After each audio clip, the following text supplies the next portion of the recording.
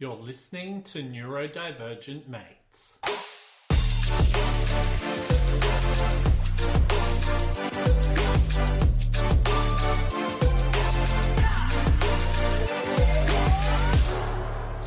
Hello and welcome to another episode of Neurodivergent Mates. I'm your host, Will Wheeler, joined with my main man, Photon John. Kev, what's going on, brother? Yeah, all rugged up here in sunny Queensland. How about yourself? All rugged up. You need a harden up, I think, mate. What's going on, man? It's probably cooler down here than what it is up there. The new house is on the water, and so we just get the sea breeze. Yeah, true. You would get that. Yeah. You know what? You know what's interesting about that, right? So I live in Sydney, right? And we live sort of out west type of thing, and it can get really hot. But then, say if you go into the city on the harbour, man, the temperature can be like a 10-degree drop. Yep. Do you know what I mean? So yeah, you must get something similar there where you're just feeling the breeze pretty strong, yeah? Yeah, lots of wind, lots of cold. Nice. But I like it. Nice. But I tell you what, we should really get stuck into this today. You're excited for our guest today, mate? I am. She's organised some very cool things that I've been a part of. So. Nice.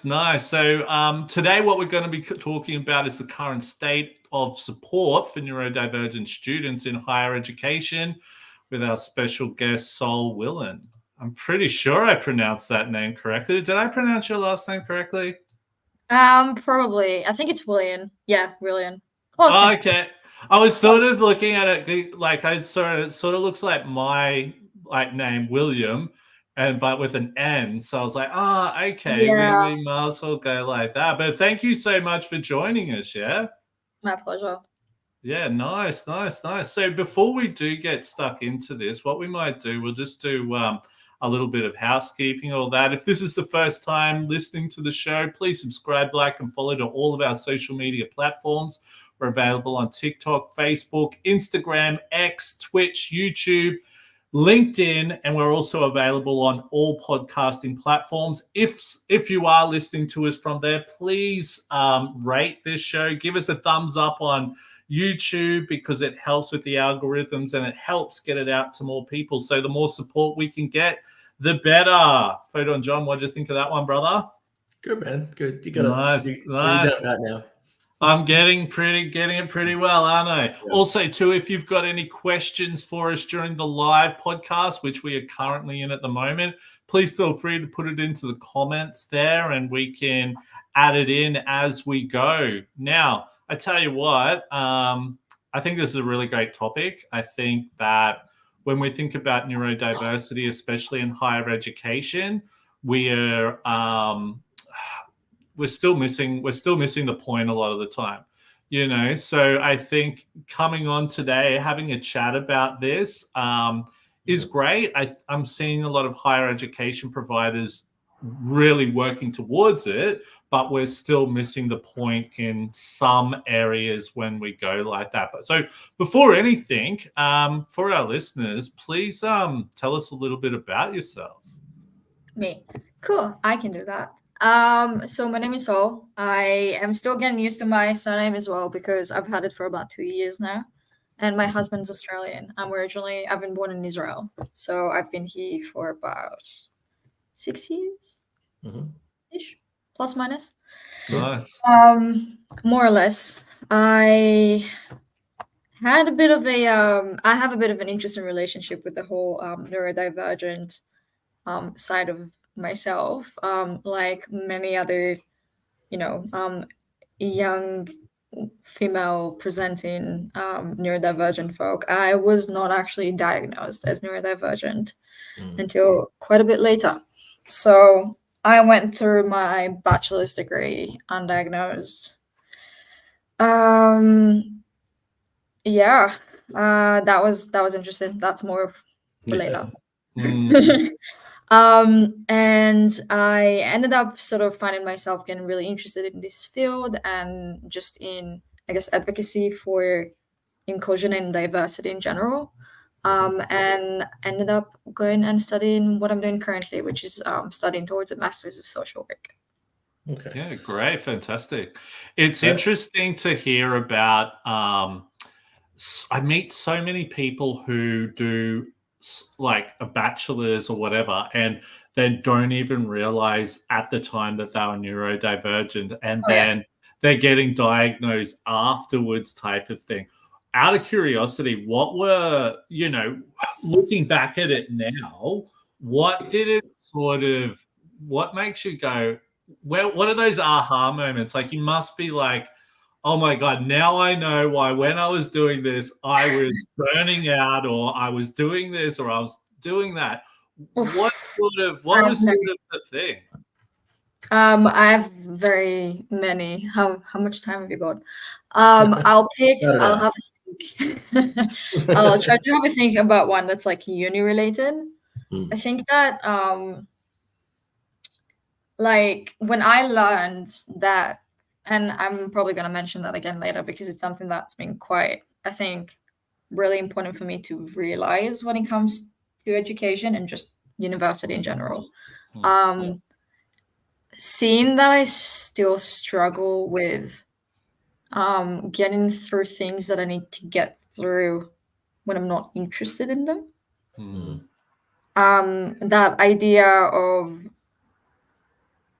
the paradox of being really organized, but also really struggling to stick to that organization, where it makes a lot of sense where I would create this whole like study plan and go like super meticulous and be like, yeah, I've got this, and then be absolutely like incapable of actually following it. And then get really frustrated at it and just, sort of project that frustration at myself, which probably is not a great way of dealing with it. And when I heard that is like stereotypically sort of liking lists and organization, but then struggling to follow it, is very much like an like autism ADHD sort of combo fun thing. It's I've learned to just use lists for memory, but nothing else. I can't really organize my day that way. It can be a thing that can remind me, oh, I need to do that. I think I'm feeling inspired to do that thing today, but I can't follow it to the letter very well. To be fair, I think that some of my aha moments were actually not necessarily education related, because I've always been a massive nerd, and just like that stuff. But my diagnosis has, like, long story short, my diagnosis was sort of brought about kind of by accident, kind of not, where I was still am, so going through some chronic illness problems. And at the time, my younger sibling was getting diagnosed with autism as well.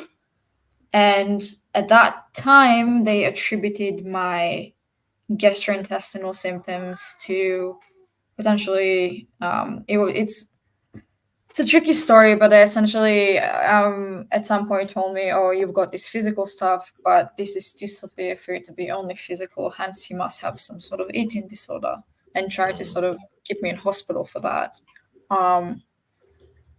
Spoiler, it was not an eating disorder, and it was actually at that particular specific thing, rather than being off it, it was me being quite autistic and always a very picky eater.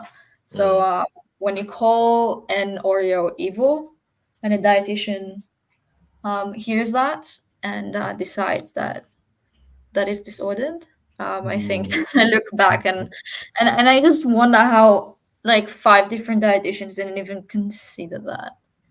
That's so interesting, because we actually had a guest on a few weeks ago now who was talking about her eating disorder, and she was like, she was like, her daughter is autistic. She isn't autistic, but she's ADHD, but she has autistic traits. And she said, if I had been diagnosed for a lot of these traits earlier with her ADHD, probably she would have not had such a difficult time with eating disorders and that growing up.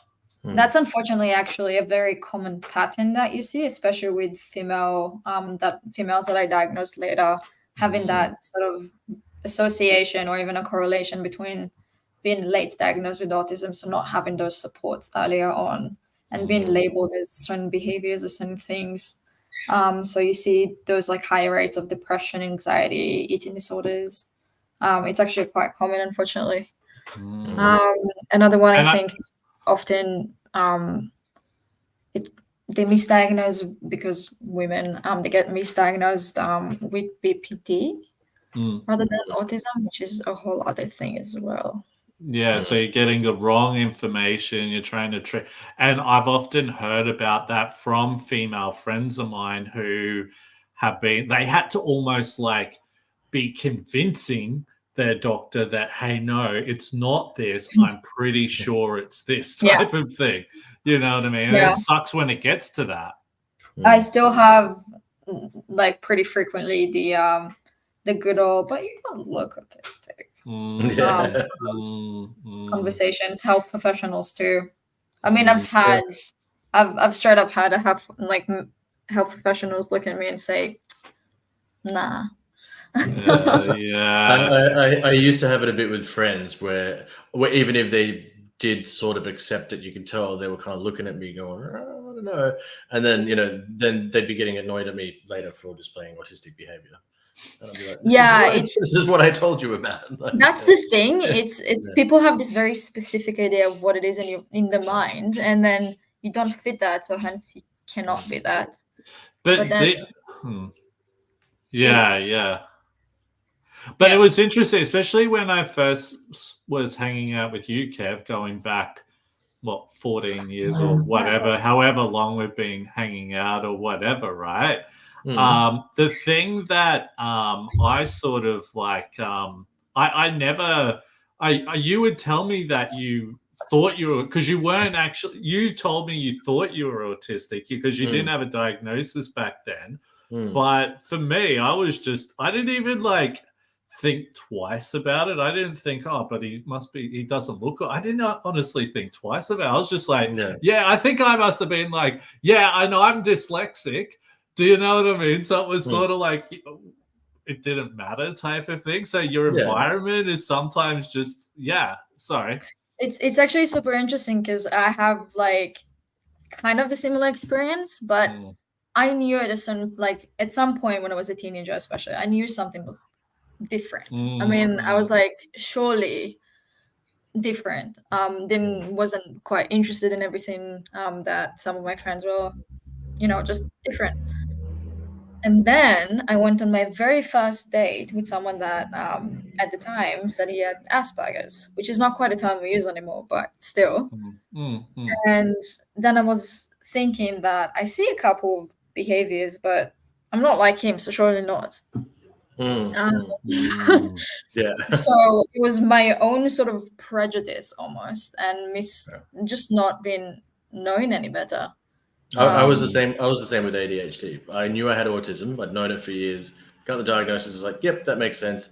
And then my therapist goes, but also, and I was like, what? And I was like, ADHD. I had a completely, even though I've known Will for years and I've known people with ADHD for years, I just had this idea in my head of what ADHD was and didn't realize how different it could present between. So I just never considered it for myself. And I was the exact same. So I was like, I like my perception of ADHD back in the day was some crazy nutter running around like, you know what I mean? Like the hyperactive type of stuff. Because that's how they used to explain it to kids in school and stuff. I remember the teachers telling us that is what it would be like, But it wasn't until I got into the neurodiversity space and started to be I always used to be known as like the dyslexia guy.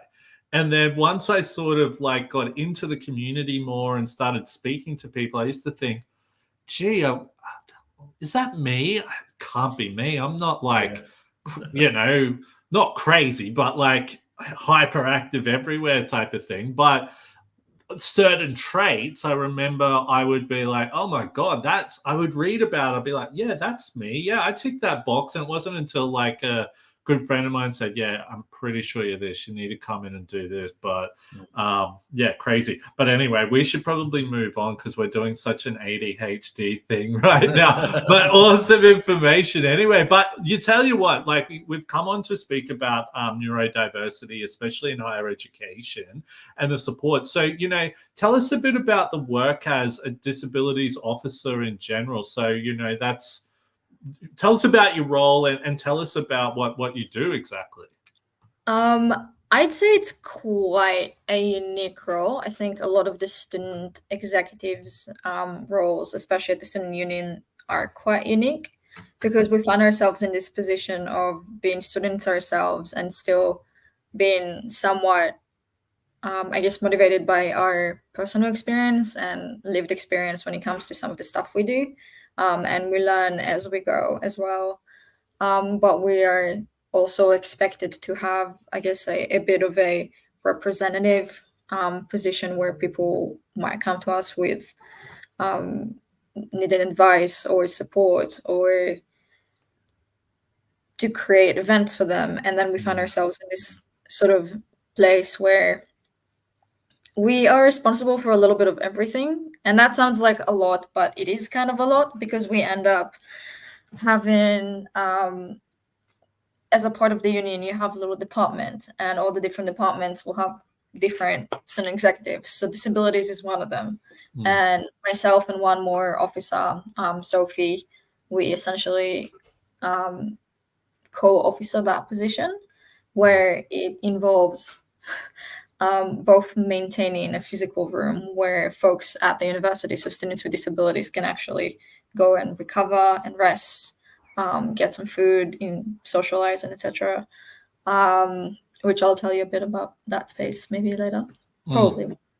And then it goes from that physical maintenance to advocating on a university administration level when it comes to policies and procedures, or creating social events or professional opportunity events, or just a wide variety of anything someone attending university with a disability might be interested in.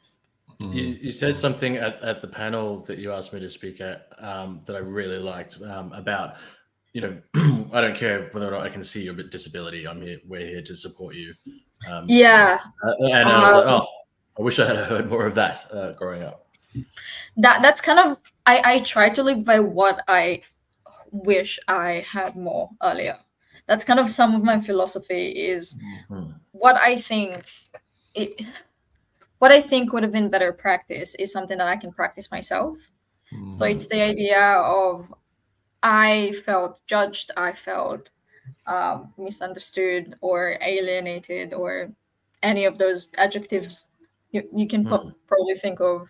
And I actively try to change that within our collective and within the union and the department in any way I can, really. I wish we didn't have the issue of feeling like imposters. My psychiatrist actually called it a bit of an imposter syndrome for people that are neurodivergent, being like, oh, surely not. I'm normal. I'm just not good enough, or things like that. It's all those feelings of like invalidation, feeling like you can't actually do it when it comes to university, for instance, that I try to change. So, yeah. We actually did a cool episode on here with sorry, Dr. Matt, I can't remember your last name if you're listening, but Dr. Matt Sakreski. On imposter syndrome and its prevalence, particularly in neurodivergent people. And it was really interesting chat because you're forced to explain yourself more than with no disrespect to anyone with another disability, but for instance, someone with a wheelchair, everyone just goes, oh, okay, you're in a wheelchair, and they make accommodations, but also too. Sorry. Oh, sorry, but what I was going to say is that for such a long period in our lives, especially in in early education, all that, we're constantly failing and making mistakes or whatever like that, not fitting into society or being the norm, that when you do start to do some good or you're doing well or whatever, it's sort of like you were talking about imposter syndrome before. You start to think, well, no, I can't do that because I've always been this way. And I think that was what used to hold me back a lot of the time, until I really got to a point of like, no, stuff that. I'm just going to keep pushing forward and make it happen type of thing. But it can be very difficult to get past that point. Yeah, I don't know. I feel like I have an interesting, complicated relationship with that imposter syndrome idea, because you can feel that on different levels, professionally, personally. It can take a pretty wide variety of forms, and it's quite interesting because it was one of the very first things, one of the very first things that I actually had to deal with as a disability officer is, whilst I'm still learning, what does it mean to be a disability officer?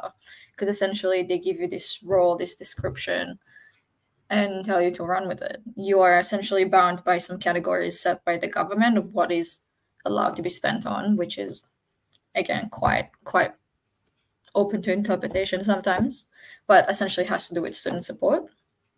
And then you're essentially told, okay, go crazy, build a budget. And one of the very first things I had to really deal with and then consider is, while making that budget, people walking up to us during orientation, and the very first things they say is, am I allowed to join you? And people will say the Disability Collective or Neurodivergent or CR events, and genuinely walk up to us and say, oh, like, I don't know if I'm allowed. And it just breaks my heart, because one of the things that we really like hope is that people realize that, first of all, if you're an ally, you're welcome to engage anyway. I mean, for disabilities and people with disabilities to be included as a part of society, they need to be treated as a part of society, not like a separate section. Yeah.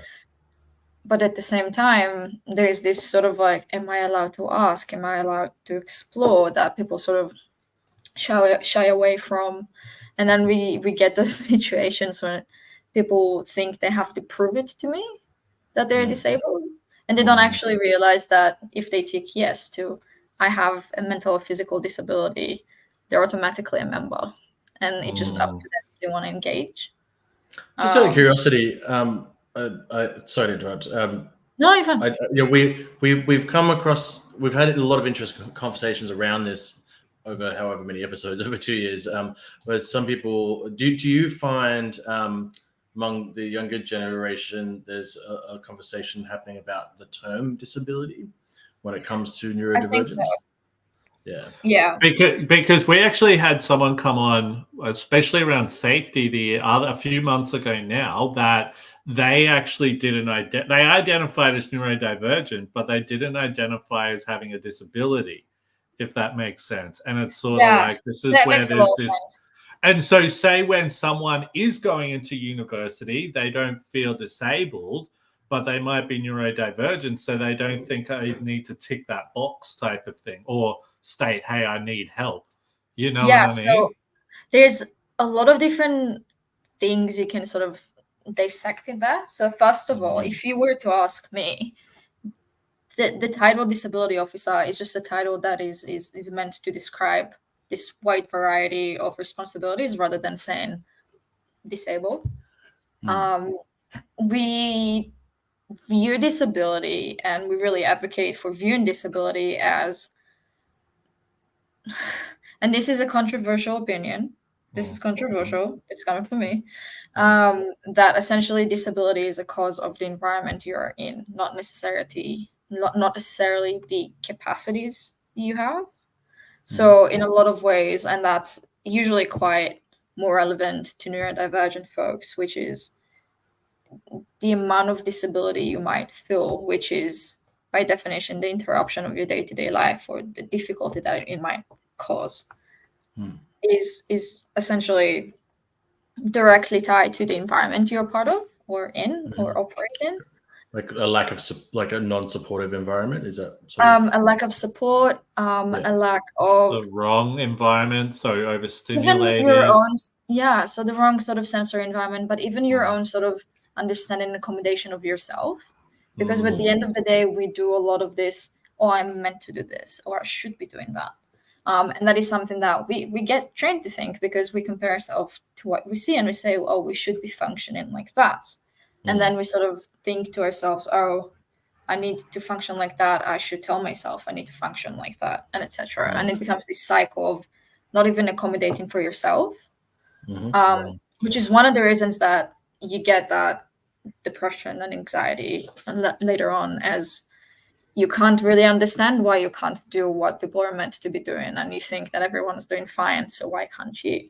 So yeah, it is interesting, because I think a big thing as well is that, especially people say coming into higher ed, they may not even know what supports they need.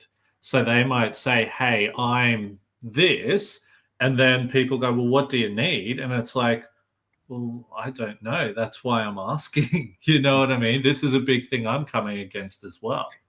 Yeah, no, we don't have everyone that is. So, for instance, one of the very first events that we did was what we call the Neurodivergent check-in. So I think it was week 1 or 2 of the semester, where we collaborated with student services at the university, and their team leader and myself, we created a bit of like a presentation talking about things to watch out for, or some advice around university, and just a general check-in of how is the beginning going for you. And we were very, very clear, very explicit in telling people you do not have to have ticked yes to this disability, or answered yes here. You can just turn up if you think you're going to benefit from it. Because people sort of, so here's my interpretation of it. Students pay a services and amenities fee, right? Every student does. It's just mandatory. Most of the budgeting that goes around those student life and student life activities, or any of those sort of events and things that you might be interested outside of that education learning environment, is often funded by those mandatory fees. I'm not going to go and say to someone that has literally paid those fees as well, just like anyone else has, and be like, oh, prove it to me. And on the contrary, if we say that to people, what does that say about us and wanting to just be normalized? So I don't technically, personally, think that my ADHD and autism are necessarily disabling. I will find them disabling at times where it affects my ability to deal with things and I get overwhelmed. That's the only time it's actually disabling. But other times, like I wouldn't give it up. I wouldn't change who I am, essentially. It'd be weird, wouldn't it? It would be weird. And I'd be like, what do I do now? I tell people, like, I would not give up that feeling of autistic joy. Like, never. That feeling that you feel when you're super excited about something is just like, oh, it's great. I'm definitely not making recommendations with regards to whether or not anyone should take medication. It's different for different people. But ADHD medication, I hated it because I experienced silence for the first time, and I was like, but I've spent 40 years with my brain. And it was so strange, and I really didn't like it. That's super interesting, because I sort of got my ADHD diagnosis from taking Ritalin and ADHD medication for my so part of my medical stuff gives me chronic fatigue, like really bad fatigue. So I needed stuff to be able to actually like do stuff during the day and think. And then I was talking to my psych, and she's saying, hey, have you been finding yourself being a bit less impulsive when you've been taking this medication? And it was like, boom. Wow, yeah, true. The penny dropped. And it's the funniest thing, because I was like, wait, is it meant to do that? Wait, hold on a second. Oh, yeah. That's and crazy. it's not necessarily that quiet. It was more so that ability to just do stuff more. Yeah, no, that's interesting. But we often hear, like, say Kanye West, for example, like that dude doesn't take his meds because it affects his creativity type of thing. And sort of what you're saying, Kev, it quietens your brain. It quietens your brain. I'm assuming that would be the same thing, correct? It was just so foreign. I didn't Different. I didn't have any thoughts outside of like the one thought that I was having, and I was just like, what's going on? This is so weird. It's And that I love changing being sensation. Yeah. And I sort of love having the spontaneous thoughts. Don't get me wrong. There are times where I'm like, oh man, what was I thinking? Or man, what was I doing now? But then I love when it's like, you know, you've got a problem you've got to solve, and then it feels like you've just got 100 thoughts running through your brain. It's like, which one do I pick? That one, you know, like picking fruit from a tree type of thing. See, that's the benefit of being a bit hyperactive. I feel like if you've got more of that inattentive tendencies, it gets a bit less noticeable with that quiet, and more so with the it might be more, now that I think of it, it might be actually better for that those inattentive traits rather than crazy. What we might do, we might go on to the next question here, but definitely awesome conversation. But do you feel that there is a support gap when it comes to neurodivergent students in higher education? I would say so. I think that even just thinking about the kind of things that we see now, which if you look back probably 2-3 years ago, we're already seeing more than we saw then. I feel like despite not knowing I was neurodivergent during my undergrad, which was about 5 years ago, I wasn't aware of any programs or anything that was being sort of targeting that group of people, especially not in an empowering way. So going back to that sort of check-in that I mentioned, it was an interesting experience because the effort was there, the people were there. It was a really, really lovely sort of getting together.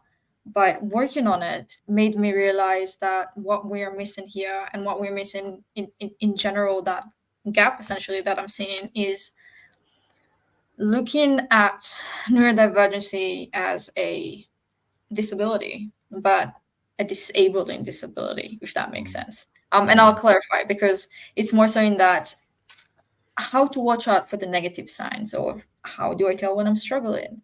How can I tell when I'm about to hit a wall? How do I know if I'm about to burn out?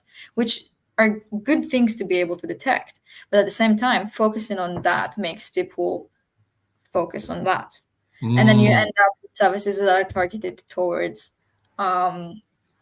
how to get help with anxiety and depression, how to get help with your stress around exams, how to sort of those reactionary services almost, when you're not looking at empowering people for just being who they are and approaching it from the very beginning, from the get-go, being like... Sorry to cut in there, because if we were to look at, say, and I get what you're talking about, where they're really trying to look at the negative parts of it, but we could potentially be looking at it from putting in other supports where those negatives aren't the thing that would happen as much, because people would maybe be dealing with it differently. Like, say, for example, maybe we're burning out because, you know, we're stressed out because we've got so many exams or it's not assignments due. You know, and we're burning out because of that, but there's been no plan in place to help me structure when I need to start my assessments or anything like that. So that's why I'm burning out, because sometimes they will focus on those. Sometimes they'll focus on the practical tips, and they can be actually, so when you see those administrative or the student services sort of programs, they can be quite good with those sort of structured, how to come up with learning plans, but they don't quite have that how to embrace and even utilize the fact that your brain works different to your advantage, and working with it rather than trying to use those more, I guess, works for everyone usually sort of solutions. And go. Oh yeah, sorry. I think like when I was studying, what I found was at the beginning, it was and this is pretty much explaining my brain, it was a mess. Do you know what I mean? When I'm like, I had no structure. I was, I didn't know when to start an assignment. I'd sort of leave it for a while because I'd like, I've got weeks, But towards the end, I sort of came up with a lot of strategies to be able to cope with it a lot better because I'd been through so much at that point. But I thought to myself, why aren't we trying to help people get those strategies earlier than trying to come in with a big mess and then be really great towards the end? But think how more effective we could be if those strategies were in place to start with. Yeah, so it's really talking about that.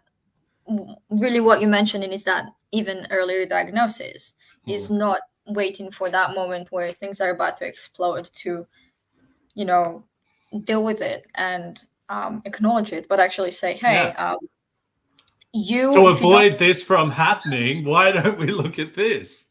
And it's even more than that, because when you look at neurodivergent folks, and I'm talking specifically, like in this case, I'm talking about neurodiversity in the realm of ADHD and autism, because that's my experience. But I do know that for some people, neurodiversity can be quite different. But speaking from that side of it, I think that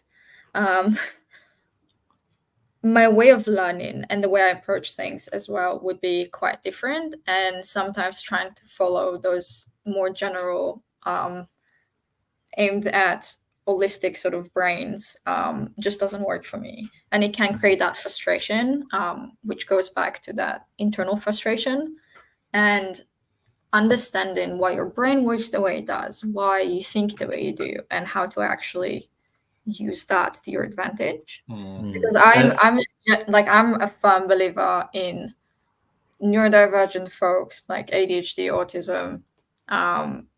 If you use your strengths, which I think most folks with autism will agree, there's something that there's the things you're really good at and the things you're really quite not liking and not great at.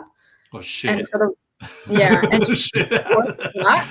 Then you might actually have a much nicer time. And probably knowing what those are is so important, and having others know what that is as well is probably important. So for example, let's say part of an assessment may be requiring you to step into doing something that is fully against your weaknesses there, you're going to fully struggle. But if you've got a learning organization behind you that understands that and can potentially put reasonable adjustments into place or change that could make that assessment a lot easier for you. Look, sorry. Just quickly, you've spoken a lot, Will, on previous episodes about how, for instance, a working environment that is supportive of neurodiversity, you shouldn't even have to identify things necessarily because there will be options available to you to work at your full capacity. I think education needs a bit of that too. Oh yeah, it's definitely a work in progress, and I will say this, right? What I see is that, there are lots of people who have a really good heart and they're really trying their best to support neurodivergent people. But when you're not neurodivergent yourself, or you've got no training about it or anything like that, it can be so difficult to be able to give that right thing across. Now, a hard thing as well, especially as a neurodivergent person, and so I'm assuming you may have come across this, when you're trying to deal with a person who's supporting you and doesn't get what it is you're struggling with, it's like hitting your head against a brick wall.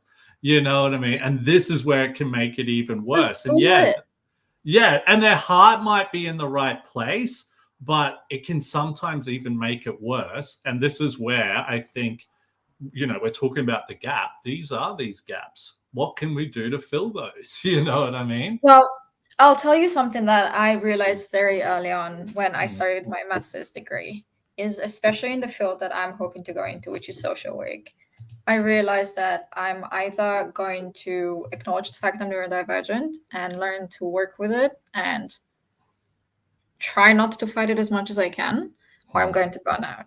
because that constant masking and having to be in an environment that would not necessarily cater for my needs, or just be beyond what my brain wants to handle at that moment or can handle at that moment, will be enough to burn someone out. And you see those situations, you see people burning out in corporate because those corporate jobs are just not meant for their body and their brain and the way that they work. And it was actually one of the very things that led us to wanting to do that panel that John, you were on, which is talking about that.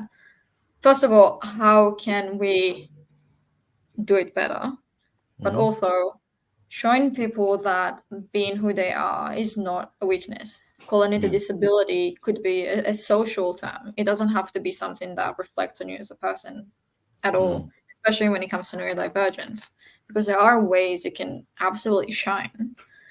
And hearing that from other people, going from that empowerment sort of shifting narrative almost, is what I'm really hoping to sort of get out there and really make people feel that, because I hear too many times 18, 19, 20-year-olds coming to me and saying, I can't do this, or there's no way.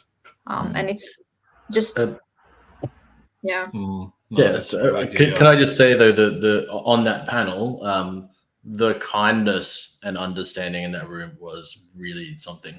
I don't know if you can tell, but I was getting teary when I was giving a couple of answers, because I was just like, I'd never seen anything like this before, and it made me so happy to see it happening in a university. It was it's that feeling that you get from feeling understood or just feeling accepted. That that feeling when you feel really overwhelmed, even it could be warrior core study or anything like that, and then you figure out a way to deal with it, and then you go like that feeling of relief.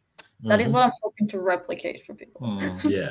It is getting better. Like when I first got into neurodiversity, I'd be going into D&I events and no one would know what neurodiversity was. And I'd be there. I talk about rejection sensitivity dysphoria and like working to my weaknesses. And I said this on someone's podcast the other week, that when you're back then, I was having to work to my weaknesses to really try and get across what we were trying to be working towards. Back then, it was more about workplace neurodiversity, but it was difficult. But now we are starting to see change, and I think it is coming back to, a lot of neurodivergent people are feeling a lot more comfortable being open about that. People are going, hang on, we need to start putting things into place. People are seeing the strengths and all that, because a few months ago now, I got invited to a thing with the water industry, the Australian Water, I think it's called Australian Water Association, so AWA or something, down here in Sydney. And they had an actual workshop about how can they incorporate more neurodivergent people into the water industry. And I was like, it was like, this is cool. This is what we need to see. Can other industries replicate that? So, doing these things, hopefully it's going to open the book to other organizations, all of that, trying to replicate that. Universities, colleges, vet colleges, all that type of stuff, to be able to really grow. But we do still have a bit of a way to go. Well, I think what you said before is, sorry. No, you go. No, you go. It's just what you said before, which is you need to have people with the actual experience of being neurodivergent involved in those, in designing those services and delivering those services, because it makes a difference. It comes from, this is what I think you're going and experiencing, to I'm experiencing this too. It's funny that it's almost like representation matters or something. Yeah, but can I say on that, right? Yes, we do, but we need to.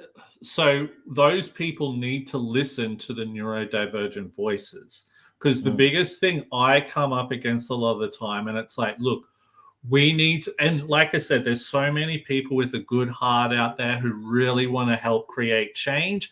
and I love these people. Thank you so much. But sometimes what I'm seeing is that those people aren't taking in everything that the neurodiversity community is saying. And it's like, they're trying to do something. And it's like, what the hell are you doing? You've got to take this process. Why haven't you taken that process? And then they'll turn around to you when it doesn't work and go, what the hell happened? And it's like, well, didn't I tell? Well, yeah, exactly. And that's the biggest thing I'm finding. Sometimes people are just not listening and going, oh, gee, maybe I should start listening to what's going on instead of, gee, we've got to make this happen type of thing. Yeah, they read about it and they maybe know a neurodivergent person and think they have the idea without actually doing a whole lot. Or they've done certain things in the past and that's worked, but, has it worked?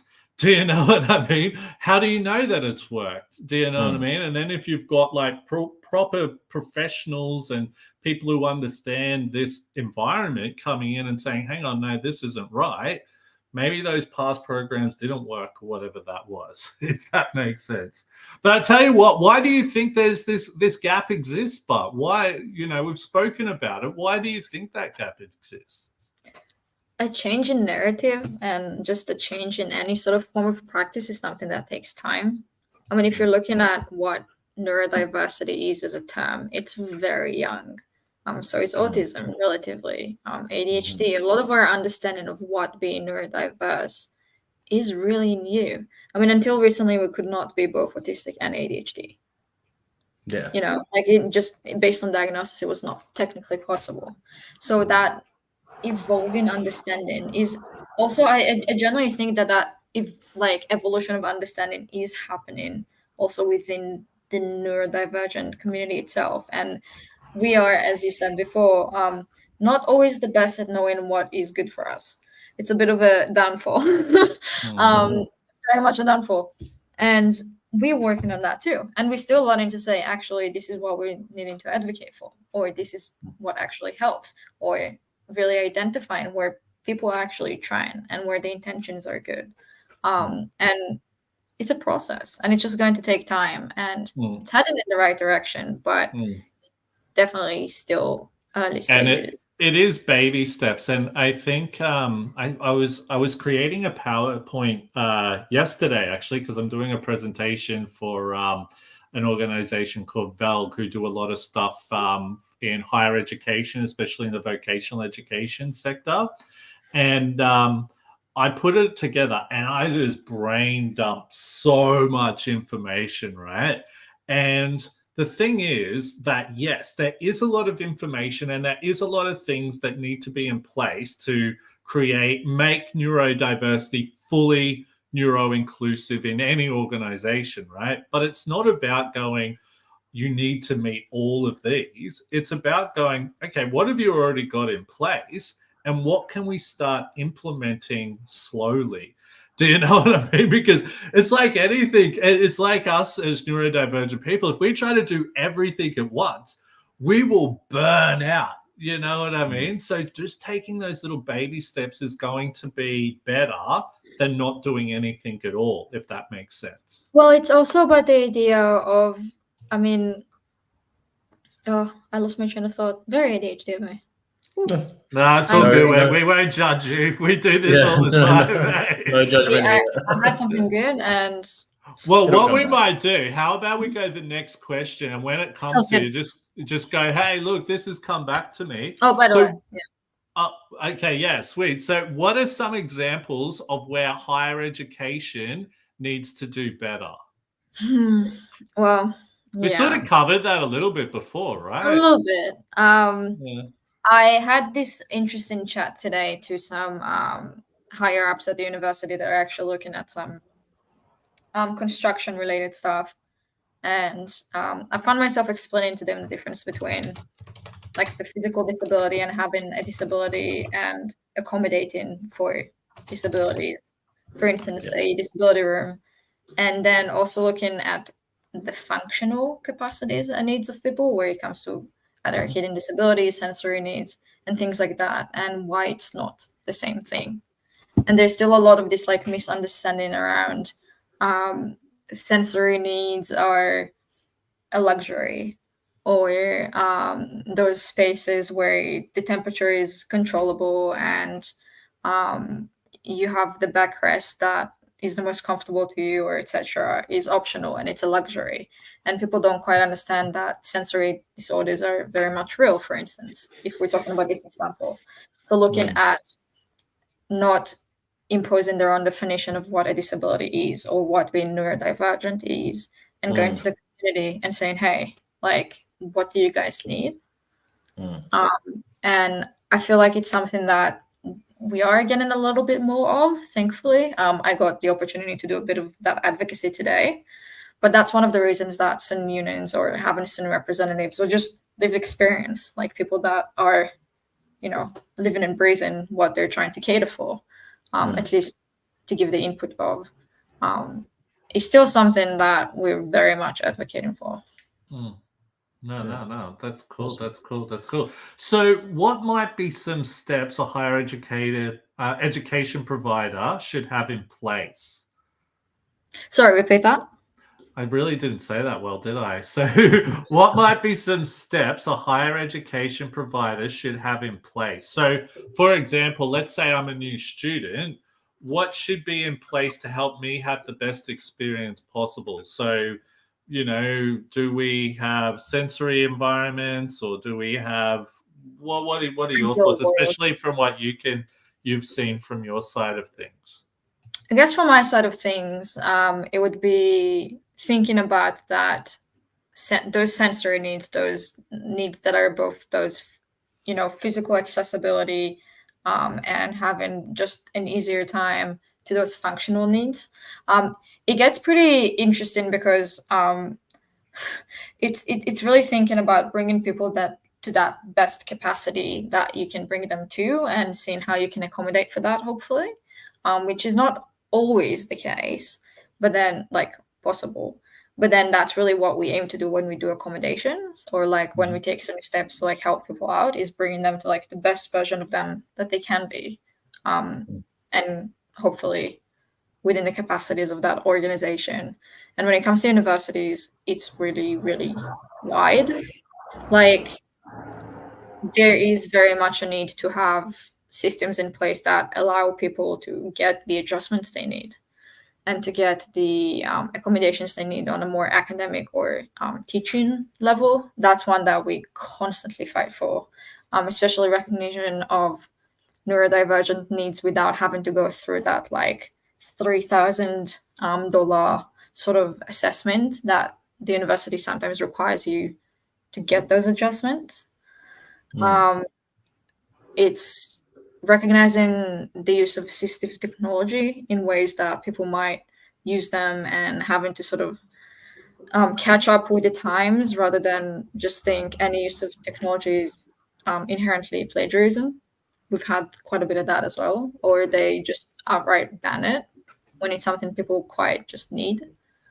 And just keeping that policy and procedures open mind, almost, to being open to changing and amending practices. Because otherwise, if, you know, exactly like you said, they created the policy and then who gave feedback? How do you know if it's actually working? So being able to provide that feedback and saying, hey, this is something we need to change, something we should make easier. We have that all the time. We are at the moment talking to the university about a good couple different things of just even amending procedures of how is someone allowed to do something, just to make everyone's life easier with that problem. So, yeah. No, that's cool. So, you know, moving on from that, what are a few examples of ideas you've advocated for in your role? Have we kind of covered this? Yeah, we sort of did, didn't we? Yeah. Very much that like empowerment perspective and sort of strength-based approach, if you want to call it, when it comes to being neurodivergent. And saying, oh, these are the ways I can thrive, rather than think about the ways you might fail, or you might not meet the expectations that there are. Yeah. It's very much something that I try to advocate for, and also support people in sort of achieving that, because even today, I had to try to convince someone that it's okay to accommodate for your needs, even though you are absolutely, I believe you are capable of doing what you think you already set out to have without those accommodations. There's no reason you shouldn't have them, you know, if they're there. No, yeah, totally. Yeah, I think, accommodations are, for me, it's been a game changer, not just in study, but life. I actually wrote an article about this today, and it makes it easier for the people around me as well. Because back in the day, say like I wrote did an assignment, I would have to wait for my mom to get home or whatever, or my wife or whatever it was. And then they would have to read over a 5,000 word assignment. And, that's crap. Do you know what I mean?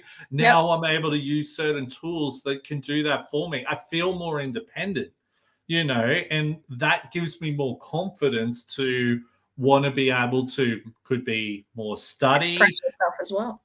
What's that? To express yourself as well. Yeah, it is, because I can now go, oh, look, how can I explain something? Because like being dyslexic, it can be sometimes hard to get from what's here onto paper and make it sound right. But now I can put what's in here onto paper. It might not sound right. And I can say, can you make this sound proper? And I'll read it back. I'll be like, oh my God, that sounds brilliant. And it gives you, it's given me, I would say, a whole new lease of life, because I feel more independent. I actually just discovered last week.